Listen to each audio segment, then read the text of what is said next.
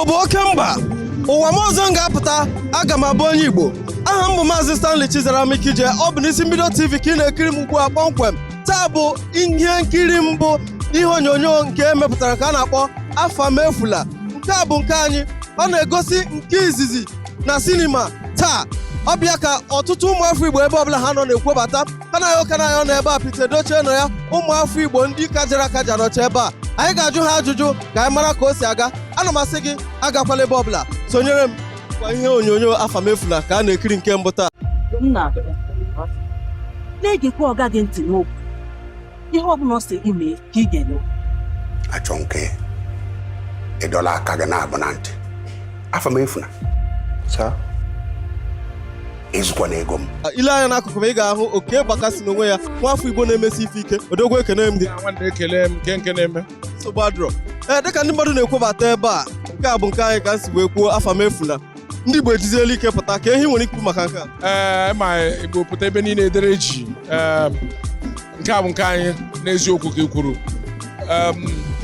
Afamefuna ihe nka onye ọla kpọrọ onwe ya nwafọ Igbo nwafọ Naịjirịa kwesịrị ịga na sinima họlụ niile na Naịjirịa ka ị gaa ka iji anya gị hụ ya ghọta ihe a na-akọwa ọ kachasị mkpa ọ wụrụ ụmụaka na-etolite ndị a na-akpọ Gen Z na ndị Gen A na-aghọtabeghị ihe anyị na-akọwa gbasara apprenticeship skip ndị Igbo nke a na-agba onye aghala nwanne ya maka na Igbo na-asị na ịga ụzọ dị mma ịkpọrọ nwanne gị gosikwa ya ụzọ ka onye ọbụla na-aga n'ihu ọ dị mma na onye ọbụla mkpọrọ onwe ya onye Igbo ga-asọpọtụ ihe anyị na-emekwa ka Igbo nwee ike na-emekwu mmụọ ọ ya ka anyị na-eme Igbo niile na-enupụta n'igwe ịbịa ahụ ihe na-emebe taa ile m anya n'akụkụ ị ga-ahụ odogwu ịkarị ka mụ na ya nọ Ichie Ebelebele Stan Nze ekene m gị ekenekwa m gị a na-emekwa a na-anwa achọrọ m ka iji ọnụ gị wee kọwara anyị ihe na-emebe taa ihe na-eme ebe a bụ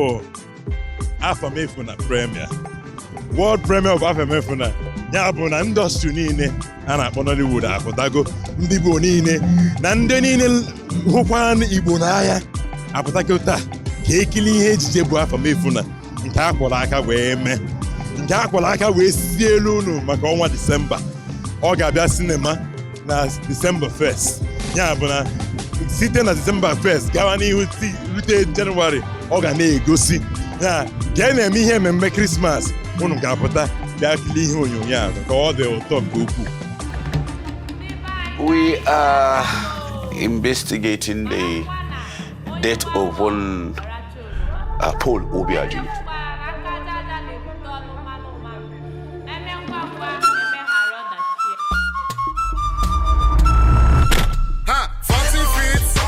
You know how you come to the whole of this plaza? That you come to Odogu and Sons, importer, exporter, international. That you know see what you will like. One chacha. Now, God daughter. Asanwa, my color, Nebiano, Oh yeah. Aka nna nna ha asụ ha bunyere n'aka ọ ya mere ihe niile a na-eme ndị Igbo na Naịjirịa si ka azọgbuo ha anaghị azọgbu ndị Igbo maka na ọ nwere asụ nna nna ha bunyere n'aka ebe ọla anyị tiri aka ọ na-aga maka na onye Igbo anaghị ezu ohi onye Igbo anaghị ewe nke onye ọzọ onye Igbo anaghị ayọ ayọ anyị si na aka Chukwu abịa ma bịa akụkọ anyị na-akọ taa aka akọta ya akọta ihe gbasara nwa bọyị ohu afọ na-abịa abịa a ga na-aka akọta si asụ bọyị a na-azụpụta bọyị ya wụrụ ọga a na-azụpụta bọyị ya zụrụ esteti a na-azụpụta bọyị ya wụrụ ihe ọ ga-awụ ọwụ akụkọ mgbalị akụkọ ụmụnne ihe anyị na-ekpere ndị Igbo ewu egbe bere ugo bere nke si ibe ebele Igbo akwala ya ya gosi ebe ọ ga-ebe ihe anyị na-achọ na Naịjirịa bụ egbe bere ugo bere akwa anyị ka anyị biri onwe onye abụrụ karịrị bịa na Naịjirịa onwe abụrụ pụtara anụ si na ha na-enye ndị ọzọ nri abụrụ ndị ọzọ hafụ ndị Igbo ka ha biri Igbo ga-ebi Igbo ga-adị ndewo ọkụ gị kwụ ọtọ biko kelee ndị niile hụrụ gị n'anya na ndị Igbo na-ekiri gị ugbu a ana m ekele unu ya gaziere unu. karị ka mụ na ya nọ odogwu ekene m gị. Daalụ ndị Igbo kwen.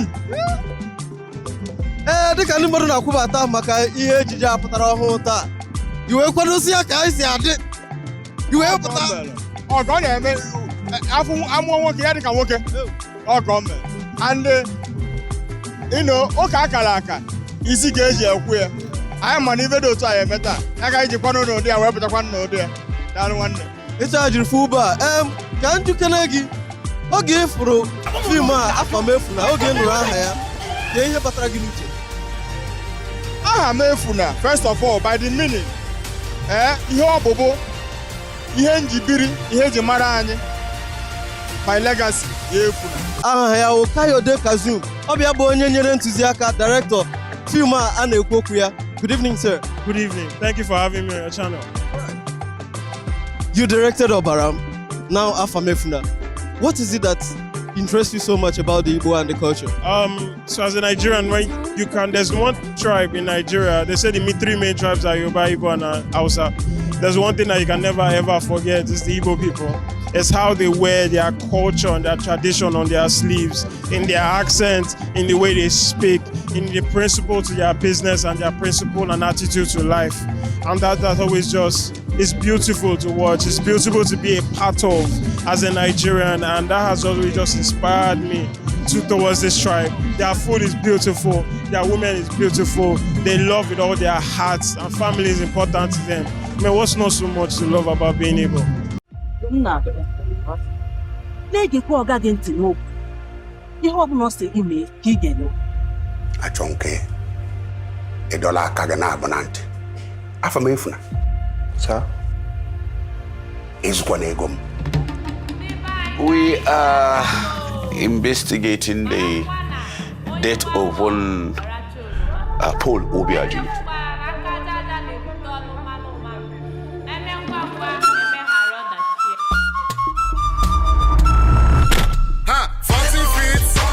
You know how you come to the whole of this plaza? That you come to Odogu and Sons, importer, exporter, international. That you know see what you will like. One chacha. Now, God, daughter. Afamefuna, my color, Nnebiano, Oh, yeah, oh. Kando Eziegom. Once you agree to partner with the Danladi brothers, we will deposit the money into your account and things will take up from there. Omugosim kesi ayaya. Omugosim kesi eyisi akwa. Nandwa, ọbụrụ ka esi kpata ego bụ isi. Kama m ezigbo omume. Ego. You think you're above the law? No, just try me. Try me.